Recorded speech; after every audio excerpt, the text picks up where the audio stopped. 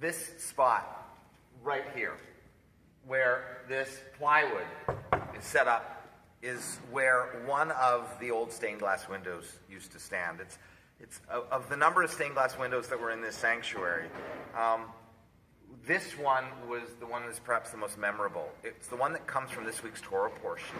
The Torah portion is known as Vayeitzei, and he went out, as in Yetziat Mitzrayim, to exit something.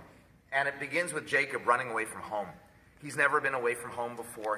He's always stayed near his mother, Rebekah, but because he deceived his brother Esau and stole the innermost blessing from their father, Isaac, he's having to run for the hills. And Rebekah said, go back to my family, to Haran. And so he runs and he runs and he runs. And of course, the sun begins to set, and he needs to find a place to sleep, to spend the night. There's no inn, there's nothing, and he's never been out in the wilderness before. So what does Jacob do? He finds a pillow. He finds something for a pillow, a rock of all things. He sticks under his head and he goes to sleep.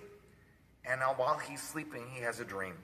And in that dream, there is what is known in Hebrew as a sulam, a ladder that is stretched all the way from the earth to the heavens. And on that ladder are angels going up and going down and going up and going down. And at the top of the ladder is God. And God speaks to Jacob and says, don't be afraid, I am with you. I am the God of your grandfather Abraham, and I am the God of your father Isaac, and I will be with you, and I will be with you as you leave this land, and when you come back, and the covenant is with you, Jacob. This panel here is where that stained glass stood, or was that stained glass was inserted that had that picture on it of the dream and the ladder and the angels going up and down. And Jacob wakes up from the dream, and this is perhaps the most important part of the story. He says, God was in this place, and I didn't know it. Rashi, the medieval commentator, says, had Jacob known that God was there, he probably would have never gone to sleep in the first place. And Jacob packs up his things in the morning, and he heads off to Haran, and he meets the women he's going to meet. He meets Rachel, and he meets Leah, and they begin to have children. The fourth child that Leah gives birth to is a boy named Judah, Yehudah. The word Yehudah itself means to give thanks. To be a Jew is to give thanks. And to live with a sense of awe allows us to have a sense of gratitude, as Jacob did after his dream. I'm sharing both of these with you because you'll be watching this video very close to Thanksgiving. And this is a season and a time, and in particular a day, where we gather together with our families, where we gather together with our friends. Oh good, you hear the construction, it's really happening.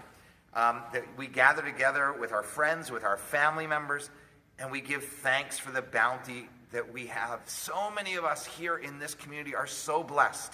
We have so much to be thankful for. We look around the tables, and in there, they're filled, and we have to think about people who don't have enough. So we should always plan to donate. We can think about this project. We don't have enough. We need your contributions to come in, as we are now looking for that final $1 million. But we also get to have live with a sense of gratitude in our hearts. To be a Jew is to say 100 blessings a day. To be a Jew is to live with that sense of awe at the world, as Jacob did when he had his dream, saying, God was in this place and I didn't know it. And to then offer those blessings of gratitude and thanks. That's where prayers begin.